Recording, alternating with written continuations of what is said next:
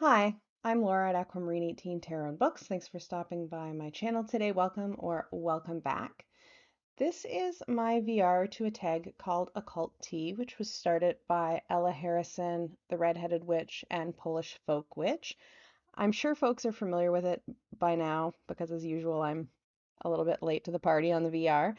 But if you're not familiar with it, it's a tag that deals with online spaces and magical practice related online spaces, sharing our practices online and topics related to this. It's organized into a series of topics. Each topic has a series of questions associated with it. Uh, there's quite a few questions. Nobody comes to my channel for a succinct or short video. I will timestamp below. I've read the questions through a few times and made a very few bullet point notes. I'm probably going to skip some questions, and I've kind of combined some questions and pulled apart others for different reasons, but I will try to get to most of the tag anyway without going, for hours and hours and hours. I think that there's a lot of interesting topics here to discuss. So, the first set of questions invite us to introduce ourselves and our practice and our channel, what we share online, and, you know, who we are, really. So I'm a druid. I have been practicing druidry for about 3 years. Prior to that, I would say that I had a DIY kind of nature-based spiritual practice that looked a lot like druidry, but didn't have that name associated with it previously. I'm an apprentice in the Ancient Order of Druids in America, and I am a magical practitioner. I, initially wasn't going to even VR to this because it's, named as being witchcraft related, but I would say that my druidry is pretty witchy. Maybe I'm a witch adjacent druid or something like this. I hang out with a lot of witches and, spend time with a lot of witches. And as a magical practitioner, I think that these questions are relevant to me as well. I haven't watched too many VRs to this so far, but when I saw Heather do hers, I wanted to make one as well. In terms of what I share online of my practice, I'm not really much of a social media person. I've been on YouTube here previously as Aquamarine 18, and then I added the tarot and books part for just over 5 years now. And my channel is focused largely on divination. I talk a lot about tarot. I also read Oracle and Ogham. I created an Ogham deck called an Arboreal Ogham. I read geomancy. I am interested in astrology. I'm, uh, a nerd when it comes to divinatory systems, I would say. I also love reading, and so I share my love of books on this channel. I like to review books that are related to topics like divination and druidry, but I also review science fiction and fantasy, and any book that I read, I will share some thoughts about. I have an Instagram profile, but I deleted the app from my phone and have not been on there in quite some time. And Facebook, I was on, in the early days when you needed a university affiliated account to be on Facebook, but I haven't been on it in maybe a decade at this point. Really, YouTube is it for me in terms of sharing my practice online. I also participate in conversations on Discord and I, Zoom with folks to talk about things like druidry or like divination or craft practice. But in terms of sharing content and creating content, this is where I am, is YouTube. Okay, so the first topic, besides the introduction part, is impact on community. And this is kind of impact of various things related to social media on community, as I understand it. So, the first couple of questions. What is my personal reasoning or inspiration behind sharing my practice online? What am I looking to achieve in participating? And do I seek to educate, to learn, or to connect? So I would say, in terms of making the decision to start a YouTube channel, connect was the biggest kind of reasoning for that. Before I started my channel, I had been actively commenting on other people's channels, watching mostly tarot related content. And it just kind of got to a point where I wanted to contribute my thoughts and my ideas to conversations that were happening about tarot on YouTube in ways that kind of filling up other people's comment sections wasn't, feeling like enough. And I wanted to make some friends. There wasn't at that time many people, local to me or in my offline life, that were similarly interested in divination, or who were similarly interested in having a magical practice, or who had a magical practice of any sort. I felt, somewhat isolated in that way. Certainly not completely alone by any stretch, but I was definitely interested in meeting folks who were, you know, similarly intensively interested in tarot in the ways that I am. I also felt like a channel would be a good way to just kind of process my own thoughts. I like to talk things out, write things out sometimes as a way of figuring out, how I feel about something. So this felt like a good way to do that. I would say that social media has never been, and YouTube has never been, my main source of learning when it comes to my magical practice, or when it comes to divination, or when it comes to druidry. I've mostly done my learning in other contexts, either with people, in offline contexts, or from books. But of course, having been, in this space for the past 5 years, I've certainly learned a ton, though it wasn't my main motivation for starting. And, education, I didn't start my channel thinking that it would be primarily educational. I um, I have a background in education. For years, I've taught university level courses in gender studies. So I have made educational content here, particularly around things like, gender representation in tarot, or representation of sexuality in tarot. These are areas that I feel really well equipped to make educational content about. But, in terms of sharing things like my druidry practice, I feel really new to druidry in a lot of ways, having been, only a druid for 3 short years. I'm learning all the time, and I wasn't practicing druidry, at least not by that name, when I started this channel. So I definitely didn't start the channel to share education in that aspect. So connecting first and foremost. The next question is, how do I believe social media as a whole has impacted the community?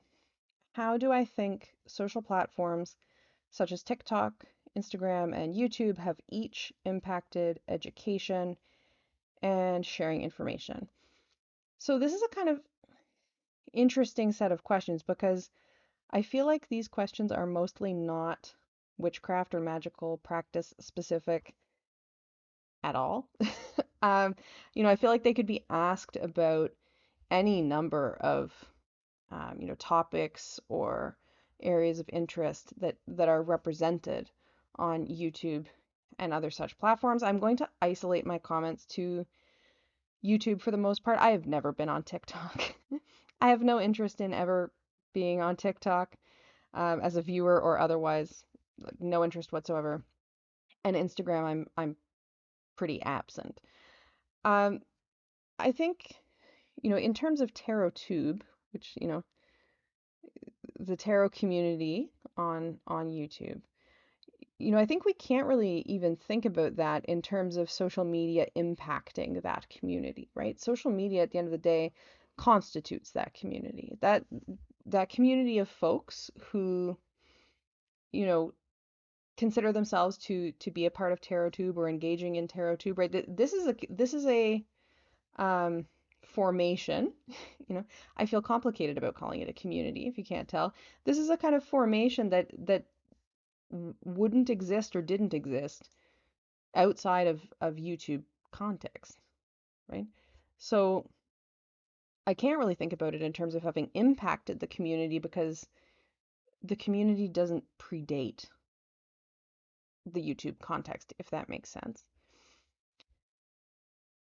In terms of how social media platforms impact the sharing of information and impact education, I think these are really important questions, not just for us as craft practitioners or in the context of craft practice, but also, you know, public health, and other kinds of, discourses like this, climate science, all of these areas that are rife with misinformation, right? It's important to think about the effects of social media platforms there as well.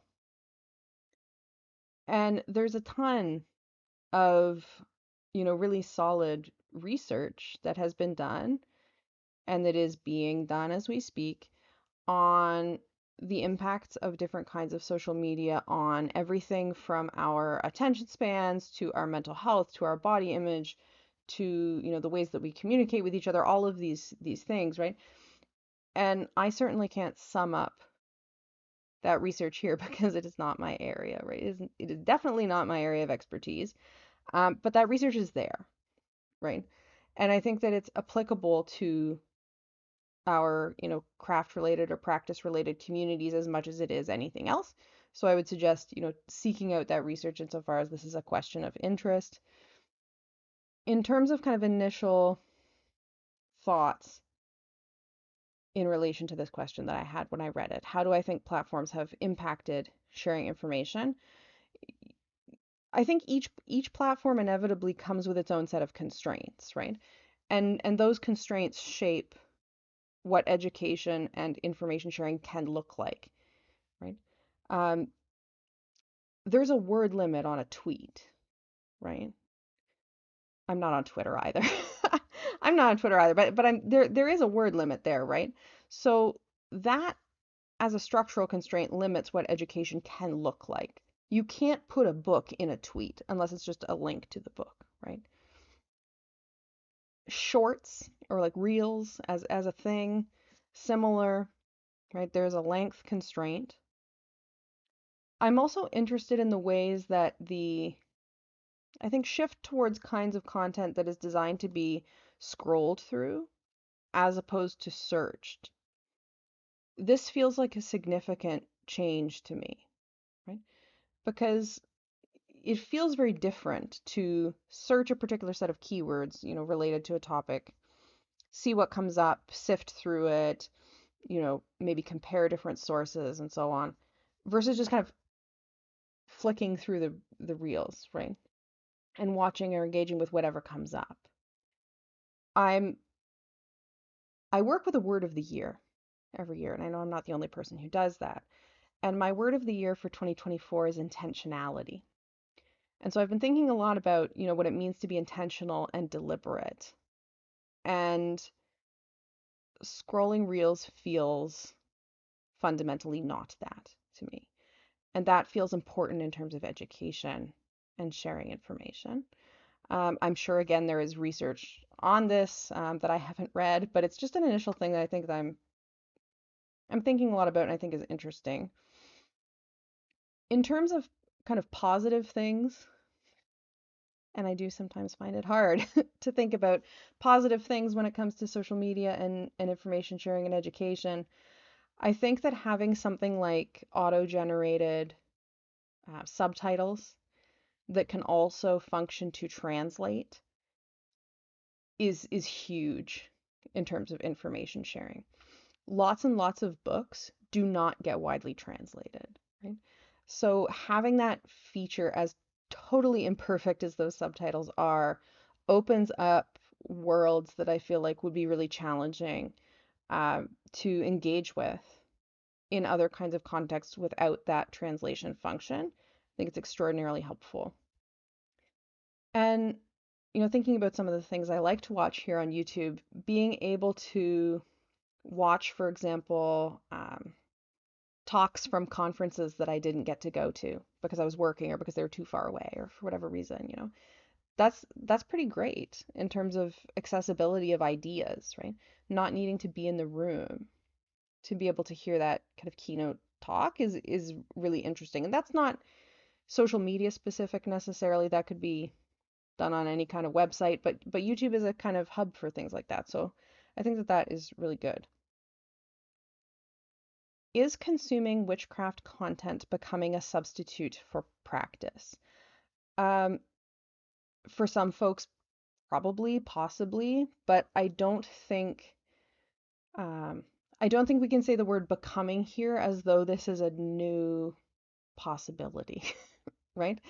I feel like it has always been, at least in the very, in the recent like decades and decades, it has always been possible to focus on acquiring particular kinds of goods over practicing. It's always been possible, to be a person who reads a ton of witchcraft related books, but doesn't practice much themselves, right? Social media might make it easier for this to happen, but I don't think it's new or kind of qualitatively different even. So that's what I would say about that. Topic number 2 is influencer authenticity. Two words that I don't like together as a title, influencer authenticity. So the first question here is, out of what I share on social media, how much of it is staged versus reality? I I would say that I'm too too much inclined towards social constructivist perspectives to buy this distinction. I can't think in terms of a dichotomy of staged versus reality. Even a spectrum between the two, I think is troublesome. I I think that this is very challenging. And I struggle to think of what it would mean for my channel, what I share here. What would it mean for that to be reality or not staged, right? Every video on my channel is one that I made and that I chose to upload. I've given all of those videos titles and descriptions and sometimes, stuck a tag on them. That framing is a staging, right, of sorts. It's constructing a context. All of those videos on my channel I have filmed, right? Occasionally someone else has held the camera, but I have filmed. There's no video of me on my YouTube channel where I was being filmed without my knowledge, right? So inevitably there's an amount of setup, right? If I'm filming a video about a tarot deck or a few tarot decks, I gather them beforehand. I think about how to position the camera to show what I want, to be visible, right? I put clothes on before I start filming, right? Um, does that mean that it's not real, right? I I wear different clothing to work than what I would wear perhaps to a concert. Is one of those real and one of them staged? And if so, which is which and why, right? Or maybe reality is just if I filmed in my pajamas. I don't know. I think it's a funny question. Um, Now I feel like I've I've talked beside the question. Out of what I share on social media, how much of it is staged versus reality? Um, Everything has a component of staging, but that doesn't mean it's not real. Okay. Now, do I think there is an element of censorship in online spaces? Now, this is a question that I have separated out, and Heather did this as well, from the questions that come after it, which have to do with choosing what I share and don't share online. And I've done that for a very specific reason, which is that I think that in this question, there are some things getting conflated that I want to um, keep a distinction between. Is there censorship in online spaces? Yes. YouTube has terms of use and rules. There are kinds of content that if I put up on my channel would be flagged and taken down for all kinds of reasons, right? And perhaps, it's it's beyond the scope of this tag, I think, to have a conversation about whether those reasons are good or bad. And probably the answer is both, right? Um, I could put up a video and have it be taken down because of copyright infringement for using a song, right? That's censorship. I've put up content and it's being removed, right? When I when I use the word queer typing in somebody's live chat, my comment doesn't show up. YouTube just doesn't show comments with that word. That is censorship. That is inhibiting my ability to talk about myself in ways that I would like to be able to talk about myself. It is inhibiting me being able to talk about my politic in ways that are important to me, right? That is censorship. That's built into the structure of YouTube, right? And I'm here as a content creator who at some point or another agreed to the terms of use, right? And my content can get taken down. That is censorship. I also delete comments from my videos. I've received comments on my channel that are overtly queerphobic, that are overtly sexist, that are overtly transphobic, that are violent. And I remove them because I don't want people coming to my channel and seeing. I choose to remove them, right?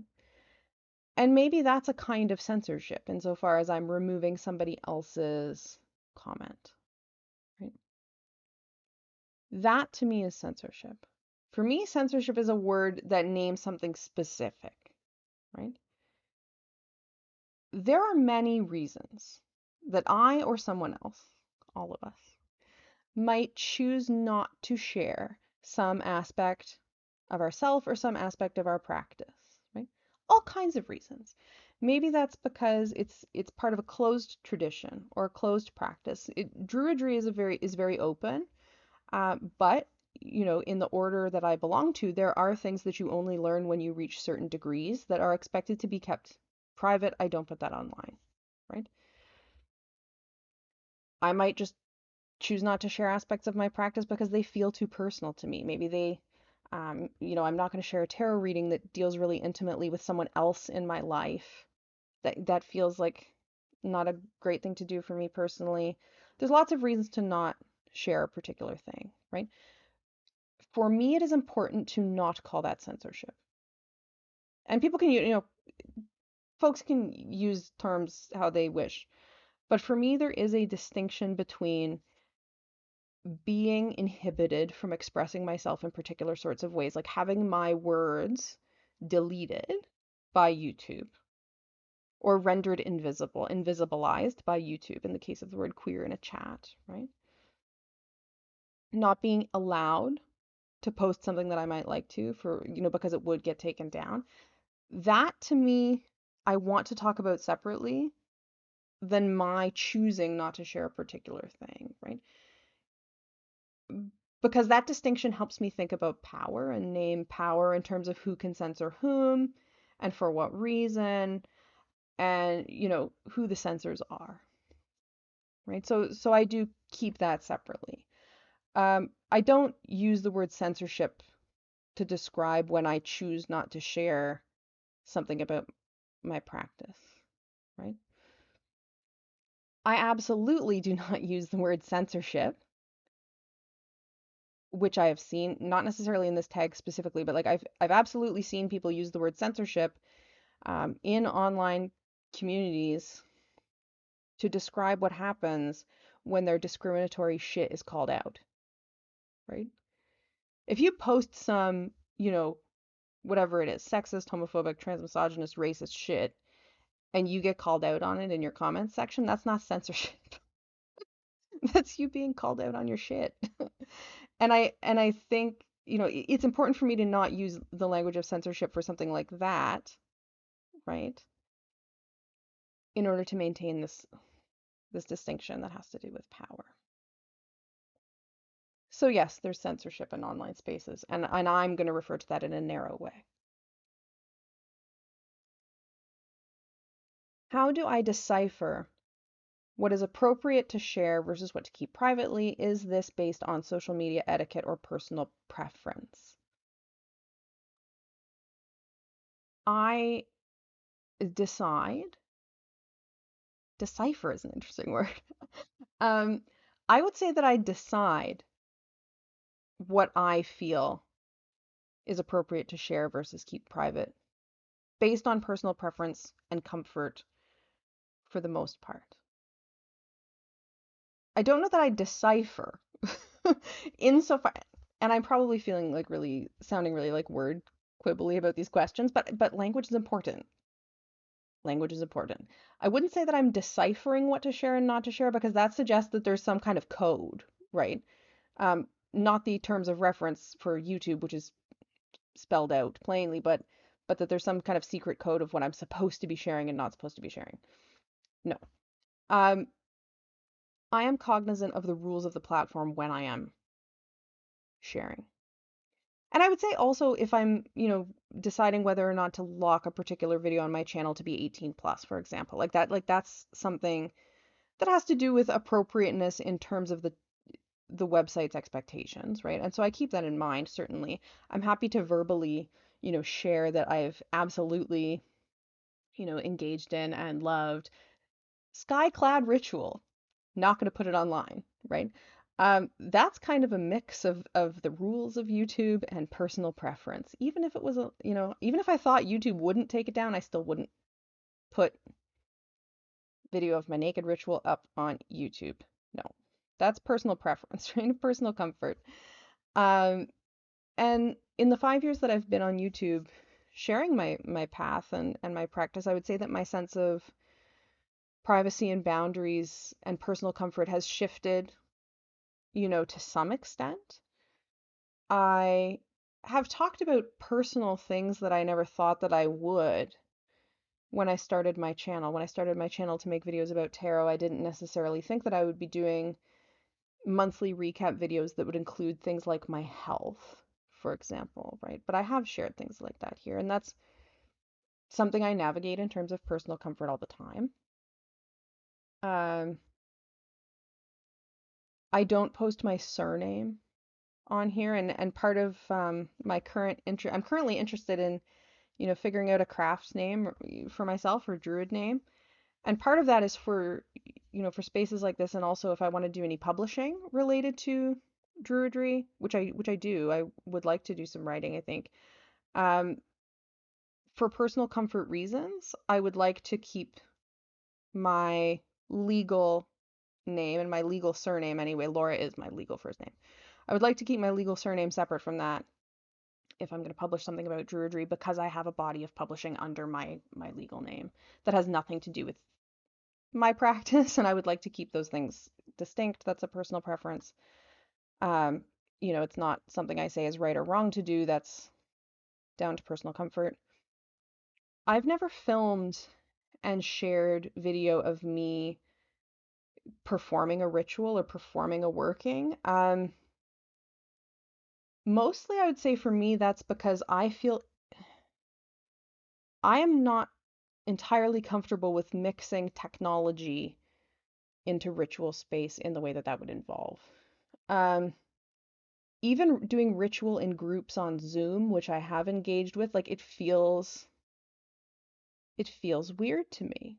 Not wrong, like not a thing that people shouldn't do, but I'm a druid. I want to do workings outside, Being in front of a screen doing these kind of things really would, I think, disrupt my ritual mindset. Like I'm happy to talk about, you know, what my upcoming spring equinox ritual will look like, for example, and I'm sure I'll share something about it after that's happened, but I'm not going to film myself doing it because I think that it would so disrupt my ritual mindset that it would just turn it into an instructional video. And that's a me thing, right? That's a personal preference. Um and some of my practice is private. Like Druidry as a path is pretty open. But that doesn't mean that I have no boundaries around it. So that's, yeah, personal preference. Have I ever encountered or heard of grifters in our community? Do I recognize them? What are the significant signs? So again, wanting to be super specific, I went to the Cambridge Dictionary, which defines grifter as someone who gets money dishonestly by tricking people. Straightforward enough.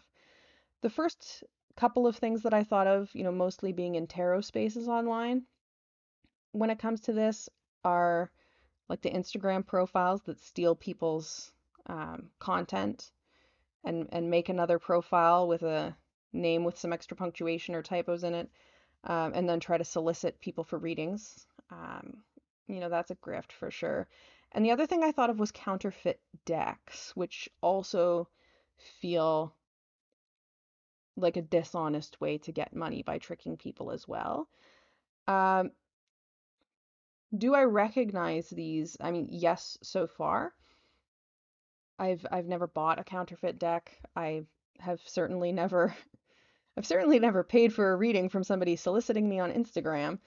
Um, I feel like these things are easy to avoid when you are more experienced in an online space and more experienced with the thing in question, right?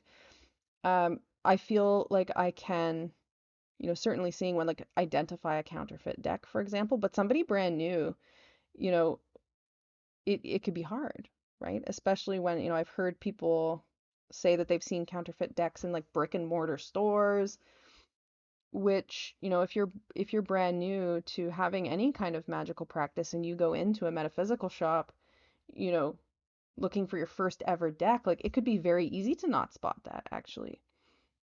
But I would say so far so good in terms of me recognizing those things. What tools are helpful to decipher misinformation, and how can we as a community prevent widespread misinformation? So, again, this is a very important conversation that is not witchcraft or magical practice specific. The issue of widespread misinformation on places like YouTube, is vitally important to talk about and figure out when it comes to public health, as the last several years have shown us, when it comes to combating things like climate change denialism. Uh, you know, these are not witchcraft specific issues by any means. Um, there are structural aspects to social media that I think make widespread information likely, right? YouTube is a place where anybody can start a channel, right? You don't need particular expertise. You don't need it's not like it's fucking peer reviewed. It's not, right? You can make a channel and you can say lots of things, right? Whether you're an expert in something or not, right? And there is going to be misinformation given that, right? Um, so how can we prevent widespread misinformation, and what tools are helpful to decipher it? I mean, the tools that are helpful to decipher it, like media literacy skills, being able to assess the validity of a source, critical thinking skills, connection to community, right? When we're thinking about things like traditions that are passed down, you know, having connection to those communities and learning in the context of those communities, I think would help to spot when, something is not legitimate, right? I think cross-checking things, not just going from one source. I think remembering that social media is not the only place to get information. You know, YouTube is not the only place to learn about anything. And in many instances, it may not be the best place to get particular kinds of information, right?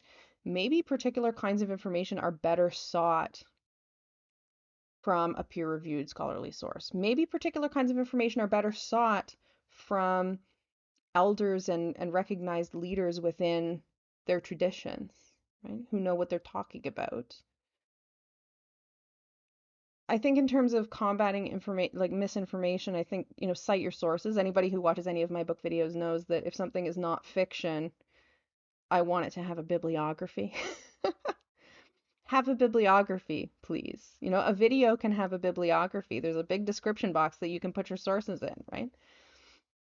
If you're sharing information that you've learned from somewhere else, say where you got it, right? If something is your personal experience, your personal practice, and a particular experience with a ritual or working that you had, like, make clear that that's what it is, right? Be clear on your sources. And also, you know, if you share something that you later find out to be inaccurate, issue a correction. Issue a correction or take it down, right? Don't leave it there. If you know, if you've since learned better, right? Just take it down. Take it down, correct yourself. That's important. How does a large following impact the perception of a creator?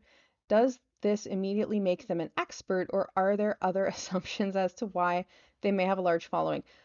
If someone has a large following, I might even think it's inversely correlated to expertise.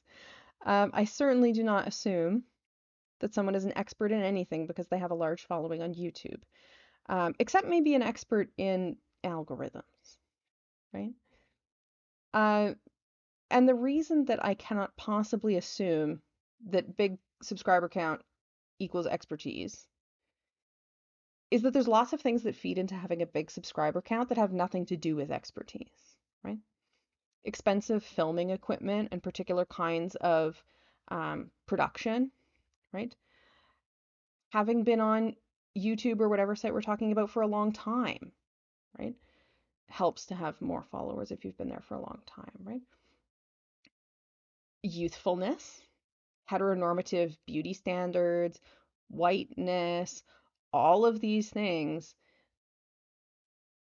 play into algorithms and particular kinds of ways that impact subscriber count. And none of those things are expertise, right?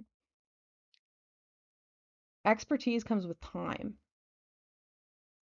and study and learning and connection, and those do not always neatly translate into subscriber count, right? And I think that there are kind of expertise that probably just don't translate into subscriber count on a site like YouTube, right? Like you think about someone like Dr. Ronald Hutton, who has massive expertise in terms of writing books on the history of Druidry, the history of witchcraft, like extraordinarily like well researched, informative texts. Like that does not translate into a reel very well, right? It just doesn't. But like flashy, exciting looking content that may or may not be accurate does potentially translate into a larger subscriber count. So yeah, I make lots of assumptions and they're not about, someone being an expert. We'll say that. How does one maintain the balance of authenticity and content creation? This is an interesting question because it seems to presume that authenticity and content creation are somehow at odds. And because they're at odds, you need to balance them. I don't accept those terms, right? Um,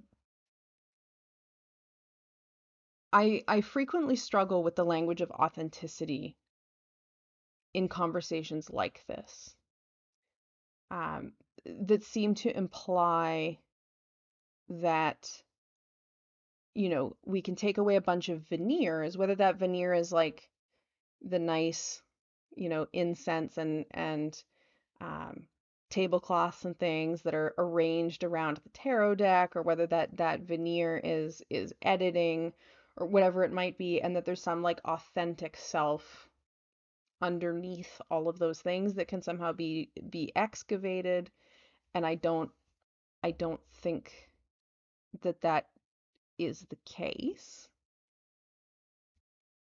And I think that as well, sometimes like particular kinds of content are just assumed to be more authentic than others. Like you know, if you're really harsh on a tarot deck, like you give a review that's like really, really negative, it's like, oh, there's something authentic about this. Whereas if the review is really, really positive, it's like, oh, they must have paid you or something. Um, why? Why is that? I don't think that that's the case. Um, so I don't know about maintaining the balance of authenticity and content creation because these aren't things that I think of as balancing in terms of my presence here at all. So it's not a very good answer, but that's my initial thoughts. Topic number 3 is imposter syndrome and fear of missing out. And the first question is, when I follow other creators, does it make me feel inspired and empowered, or does it create FOMO and feelings of being less than? Um, no. I wouldn't say that YouTube makes me feel empowered. Certainly there are, people in my life who I've met in online contexts like this, you know, whom I have relationships with that I feel empowered within. But I don't find empowerment on the internet. Inspiration, sure, to some extent. I would say as a druid, the biggest inspiration in my personal practice is nature and my natural environment and the animals and plants and trees that I live alongside. That's where the inspiration for my creative work, like that's where I feel Awen, really deeply is from nature. But certainly, other creators might inspire me in terms of kind of, oh, that's a really cool tarot spread. I'd like to try it. It might inspire me to pick up a particular book, like just certainly things like that. Um, yeah, so I guess in the inspiration to a certain extent, um, I don't feel less than because of what other people are doing on the internet that I'm following. Certainly not. FOMO, this, okay.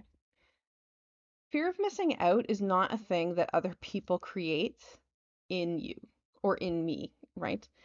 Um, Fear of missing out is, as far as I'm concerned, a function of having internalized capitalist ideology that tells us that our value is tied to our value as consumers, that our personal worth is tied to our stuff and our wages and, all of these kind of monetary measures, because that's what keeps us being good capitalists, right? Um, FOMO is internalized capitalist ideology when it comes to FOMO about stuff, right? Other people can't do that to me, right? In the way that I feel like the question kind of implies. Um, if I feel that, I think that's for me to work on in terms of dismantling the ways in which capitalism has made its way into me and my thinking, right? Um, I feel like what FOMO does is take seeing something that you like, right? A tarot deck that's beautiful that you love seeing on YouTube, and it takes that appreciation and morphs that immediately into like, oh, I have to have it, right? Have to have it doesn't have to follow from appreciating something. That's that's capitalist ideology. So if I feel that FOMO, I have to look inside myself, right? And not point at other people as though they did that to me. right?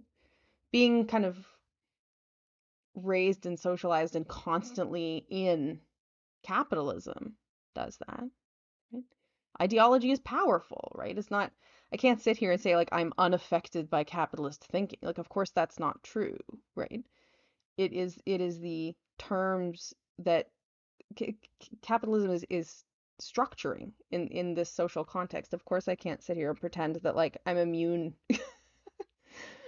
but it's something that, that's an inner work thing, you know? That's an inner work thing. And so I get frustrated about kind of FOMO conversations when it's like, you know, someone is showing an out of print tarot deck that I don't have and is like really apologetic about it. I I feel a bit down about that because, you know, if somebody else on TarotTube has an out of print deck that I really like the looks of but I don't have, I only get to enjoy that deck because other people show it, right? And so I get to enjoy that content and enjoy, the person's own enjoyment of their deck, and need to dismantle any kind of capitalist um, impulses in me that are telling me that I shouldn't enjoy that content because I need to have the thing, right? That's internal work. Um, where I would say I definitely do feel fear of missing out, and again, not because other people are creating it in me, but where I feel like I'm susceptible to it is when it comes to like um, experiences. Like if I know that a bunch of people are all meeting up and going and doing a cool thing together, and I can't go for whatever reason, like I can definitely feel fear of missing out in that sense. Like, oh, I really wish I could have been at that cool tarot conference where, my friend is telling me about this really cool workshop that they did, and I would have loved to be in that workshop. And they're like, of course I can feel that, but that's not something that other person is doing to me. That's that's just, that's internal. That's a long ramble. I ramble. Now, next question. If I experience FOMO, has it ever left me feeling vulnerable to be taken advantage of, financially or otherwise? For example, the need to purchase the latest popular thing to fit in. No. Um, I think that vulnerability to being taken advantage of financially, at least in my experience, has a lot to do with kind of systemic factors, right? Part of what I do, a small part of what I do in my day job involves helping people recognize scams, specifically like rental scams, like rental housing. These scams are pretty common, and people lose money on deposits and things like this, renting apartments that don't actually exist in these kind of rental scams. And certain people are more vulnerable to being taken advantage of in scams like that by virtue of reasons that are not individual, right? People who are very recently arrived newcomers, for example, who haven't rented, in the province or country before. Like that's a particular kind of vulnerability that is systemic, you know. No amount of me wanting a thing translates into that. And that's what I think of when I think of vulnerability to being taken advantage of, right? Um, have I made impulsive purchases, of tarot decks that I didn't end up really using much? Sure, you know. And sometimes that's in a context of, oh, well, like it's indie. What if it goes out of print? I should pick it up now. And that's a kind of fear of missing out, right? Does that mean that I was taken advantage of? No, right? It means that I bought something impulsively that I didn't really need. And had I been more intentional about my purchasing, I probably wouldn't have gotten it, right? Um, I have a birth chart in which Capricorn rules my second house. I'm not one who is particularly extravagant or prone to being particularly, um, spontaneous in terms of spending large amounts of money. I mostly haven't had large amounts of money to spend spontaneously, but no. What was the question? Okay. Has FOMO ever left me feeling vulnerable to being taken advantage of? No. Um, In terms of the need to purchase the latest popular thing to fit in, I feel like a lot of the latest popular thing doesn't really interest me. Sometimes I think I'm the only tarot tube person who's never owned the Wild Unknown. Like, just because something is the latest popular thing doesn't mean I'm going to want it. If something's the latest popular thing, I may be less inclined to want it even. Um, and I don't want to fit in with people who only want me around if I have the newest thing. So, no. Next question. When practicing, do I find myself comparing what I do to what I've been seeing people do online? No, definitely not. Druidry as a path is deeply experiential and also very local. Druidry as I practice it has a lot to do with relationship to the environment that I live in, um, the experience of the seasons, you know, and I feel like built into Druidry philosophically is a sense that my practice shouldn't look like other people's, right? It's a very um,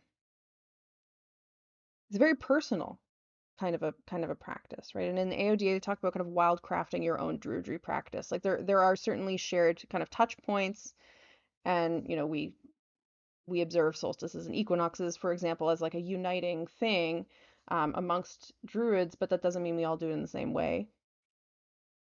If anything, there's an expectation for you to really craft your own practice based on your own location, your own environment, your own cosmology. I don't feel comparison because my practice should look like only mine. In what ways do I combat imposter syndrome? I don't feel imposter syndrome on YouTube. I don't feel imposter syndrome in the context of my personal practice, in part for reasons that I just shared. In terms of being on TarotTube, I've been reading tarot for more than half my life at this point. I feel comfortable talking about it. You know, it's been decades now.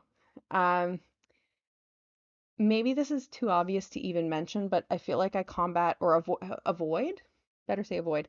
I feel like I avoid imposter syndrome on YouTube by not pretending to be an expert in things that I'm not an expert in. Right? Um, I am by no means an expert in lots of things that I'm interested in, right? Um, and so I don't position myself as such, and that helps combat imposter syndrome. What would my practice look like without the social media influence of others? Very similar to what it looks like now, I would think. Of course, I can't say the absolute same, but very, very similar. The main influences on my druid practice, on my magical practice, have not been social media. Um, and the main influences on those things are not social media now. So it would look similar, I think. It would look similar. Okay, section number 4 of the questions is capitalizing on community. Do I think online and in-person communities are equally valid? Um, I think that they're different. Valid is a weird word. I feel like I'm always arguing with the words in the questions, but um, I don't know what a valid community or invalid community for that matter means. Do I think they can be equally meaningful? Possibly, but that doesn't mean that they're the same. For me, in the context of my druid practice, I think of myself as simultaneously part of a group, but also a solitary practitioner in that we are global. There are not a bunch of druids near me. I don't routinely get to meet up with a bunch of other druids and do ritual together. Like those things are very much solitary for me, but I do have a community. And that community I do experience in online spaces in terms of us having a Discord server, for example. There's a little group of folks working on similar things in their druidry practices that I meet with on Zoom once a month. That's very supportive. It's very good. Um, and it's valid. Of course, it's valid. Is it the same as if we were all located in the same place and we were all working ritual together in person? No, it's not the same. It doesn't mean it's worse. It's just different, right? So that's what I would say about that. How have online occult or witchcraft communities impacted me as a person and as a practitioner? Um, I've made friends with folks in online spaces that I hope, I hope that those are lifelong friendships. That, of course, has affected me as a person, right? Like, I have met people in online spaces talking about tarot, talking about druidry, who are people who are very important to me, who I care about very much. And that impacts me as a person. The conversations I have with other people impact me as a practitioner in some way, inevitably, right? They give me food for thought all the time. Um, I've learned things in terms of participating in online communities. Um, I have I've been on YouTube for my entire time as a druid. I became a druid several years into having this YouTube channel, right? Um, which is interesting to think about. I wouldn't say that having the YouTube channel impacted me as a druid, but certainly I've like talked out a lot of thoughts related to that here, for sure. There's been, of course, negative impacts. Um, I feel like, obviously queerphobia, sexism, all of these things, like these are not unique to online spaces. They absolutely exist offline as well and everywhere else. These are systemic issues, right? I feel like they manifest in particular kinds of ways in online spaces that impact me in particular kinds of ways. Certainly, I feel like I have had things said to me in comments that I don't think whoever wrote those things would have said to me to my face. I don't. Maybe some people would, but not as many. Not as many. Not as explicitly and as graphically as has been said to me here. Um, and that is hurtful. That it's shitty and it's hurtful. Um, I feel like there are certain kinds of like gender essentialist thinking that are tolerated in online spaces as kind of differences of opinion in ways that I think is deeply problematic, um, and harmful and hurtful all the time. And and I definitely have had a harder time or have a harder time, in some ways with boundaries in terms of online, magical communities and craft communities. Like I can say really strictly, and maintain who's invited over to my house for ritual, right? Like that can be maintained in ways that I feel like maintaining, around something like a YouTube channel are very difficult and very different, right? And that has impacts that are challenging as well, um, for sure. I don't know if that was exactly what was intended by the question, but there you go. What are some of the dangers of the current phenomenon of capitalizing on the community, and have I personally been affected by this, or have I witnessed someone else being affected? It's not current. It's not a current phenomenon. You know, neoliberal capitalism puts its tentacles into everything it can possibly put its tentacles into, and it has been functioning in that way prior to social media being what it is now, or indeed being anything at all. Not new. Um, Witches or craft practitioners being seen as a market, to be sold to is not a social media phenomena. It's not new, right? Maybe particular kind of manifestations of it feel new, but it's not new as a thing. And I think it's important not to talk about it like it is, because then we're missing something that's historically important, right? Um, the dangers of capitalism on the community.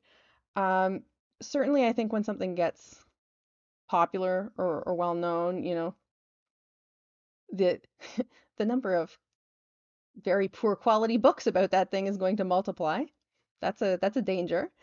Um, I watched a bit of I watched Emily of Emily's Witchcraft and Tarot, and she mentioned in her VR to this something about books that are actually AI written.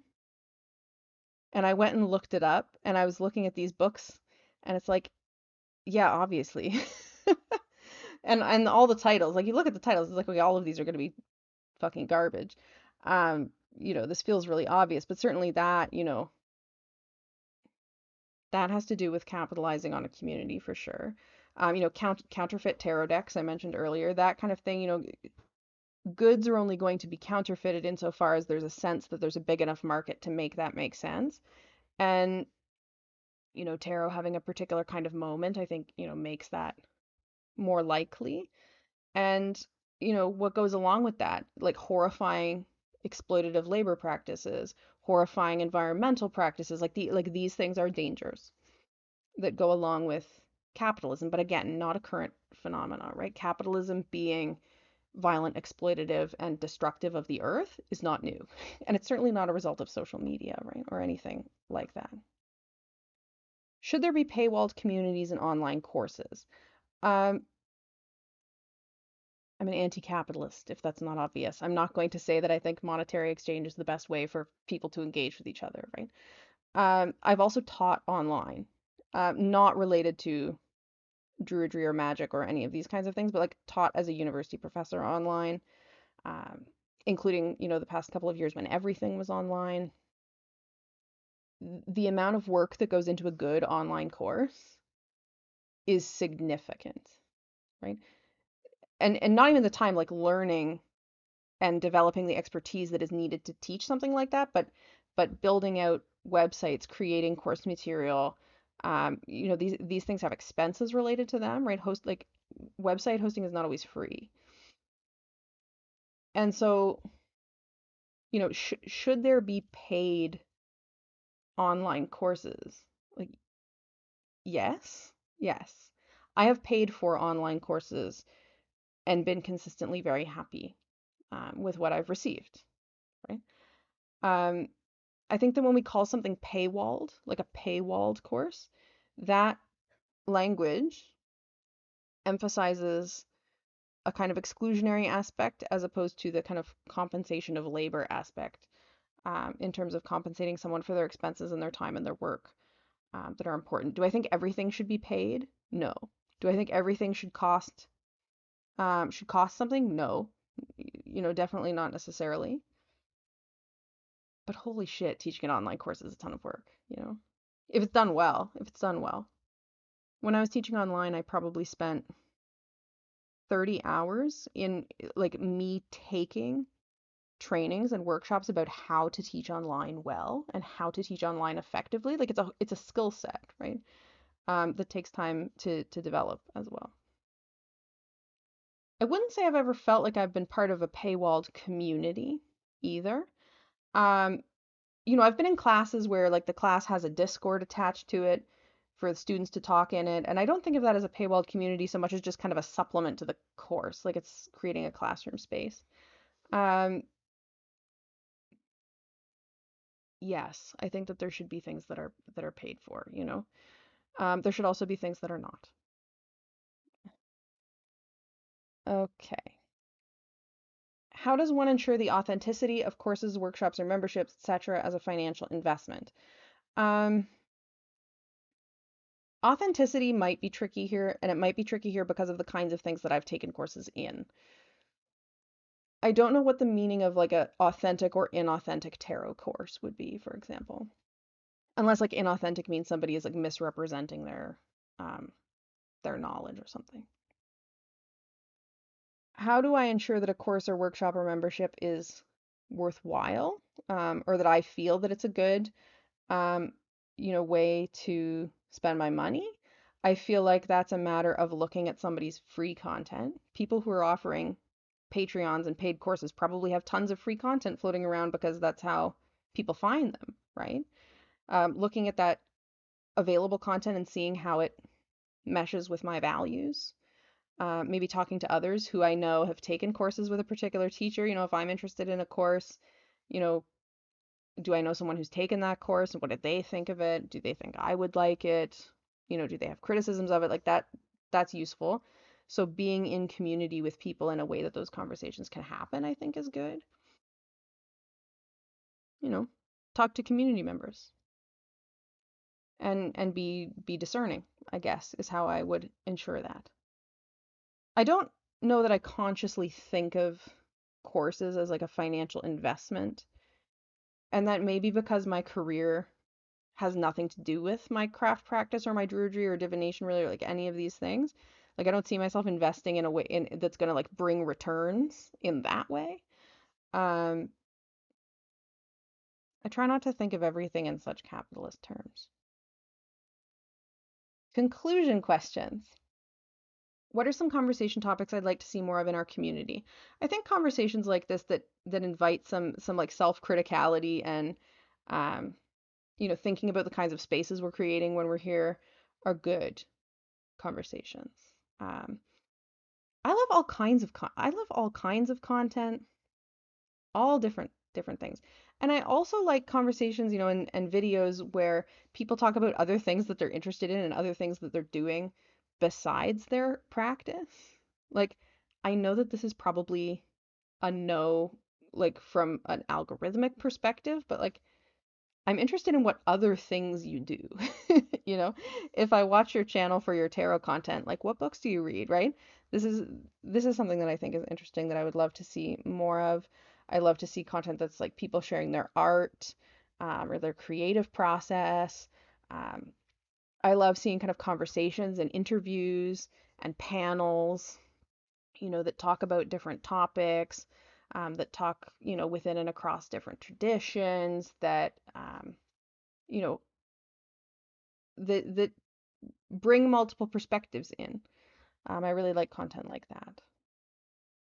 What are my community needs, and where would I like to feel more supported? Community needs for me. Um, to me, a community works to maintain the the safety as much as possible of the people who are in it, right? Which means that bullshit gets called out, that appropriation gets called out, that it doesn't happen, that hatefulness is not tolerated as a difference of opinion, right? That closed traditions are respected. All of those things, those are vital to me in community spaces. Um, so for me to feel like I'm in community, that's what I need to feel. And I said early on in one of the questions, like I have a hard time even thinking about YouTube or tarot tube or witchcraft tube, like all of these things in community terms, right? I have a hard time. And that's one of the reasons, right? I feel like those things don't always happen. I also feel like I need a lot of, for me to feel like I'm in community with people like that, that's a really interactive thing. And I don't know that YouTube really does that for me. I feel more um, part of a community in like Discord servers and things like this where conversation is more real time and feels less like me, you know, talking into a camera and then waiting about for comments. I love Zoom chatting with people, um, and other kinds of, ways of communicating as well. How can we help each other in removing peer pressure and growing in community? I don't think that we can collectively decide to just eliminate peer pressure. Like that is just not how like normativity works, right? Um, I don't think that that's possible in the way that the question seems to hope hope for. And I like the hope. I like hope, you know. As long as the hope involves like investment in doing the thing. um, I think that, something can feel like peer pressure just because you see a bunch of other people doing something in a certain way that can feel like pressure to do it that way too, right?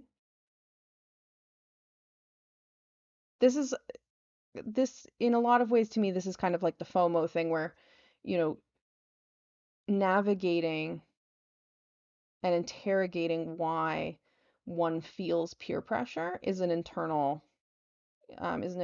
work, right? And maybe we in a community, that's a thing that we can talk about. How can we come together more with constructive criticism without seeming shady or passive aggressive? How can we as a community do better when we do receive criticism or feedback? I think this is really dependent on what is intended by constructive criticism, right? Um,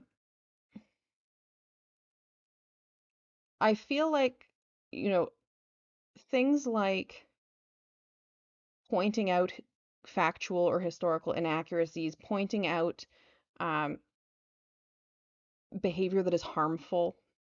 You know, these are things that are important to do. I wouldn't necessarily use the phrase constructive criticism to describe that, but I think that those things are really important. And I think that, working on not being defensive around those things is important, and developing the awareness and the understanding to be able to comfortably point out when something is harmful. And by harmful, I mean like oppressive in some way. Developing the capacity to do that in your online and offline life is important, right? To feel comfortable doing that as much as you can, especially if you're coming from a privileged position, right? In respect to those things. Um, Otherwise, I mean, if we're talking about criticism in terms of like criticizing how somebody practices outside of those kind of aspects of harm, like if something's not harming anybody else, it's not appropriative, it's not, it's not harming anybody else, and you just want to criticize what somebody's doing, then I would say, you know, no, just don't. Like this is not a context where people are necessarily consenting to that. Unsolicited feedback is often really just not helpful. And also like there's no context for it, right? It's not like giving feedback, on somebody's essay when you're the teacher. It's not like giving feedback in the context of, a peer review where you're an expert reading another expert's work. Um, there's I feel like this isn't the place for that kind of I'm very skeptical of how useful that can be here. Um, Calling out harmfulness, you know, and correcting factual issues, like absolutely, but beyond that, I don't think so. Any further thoughts, comments, and prompts of your own is the last question. Um, I think self-reflexivity is very important. Being intentional, I want to say, is an important thing too. Um, and sometimes by the nature of its structure or their structures, social media platforms can work against those things. Right? I think that, there are a lot of things that, in terms of YouTube, which is where I am, but also other platforms as well, I'm sure, there are structural components of social media platforms that work against, you know, nuance, that discourage complexity, right? Because it's not catchy enough for an algorithm, right? And I think that if this um, if this tag can facilitate conversation and understanding about that, then I think that this is very helpful, right? So that would be my final thoughts, and I'll leave it there because oh my goodness, it's been an hour and 13 minutes. So that is occult tea. I will look forward to watching some more VRs, and I'll see you all in the comments and in the next video. Thank you again uh, to Polish Folk Witch and to the Redheaded Witch and Ella Harrison for starting the discussion.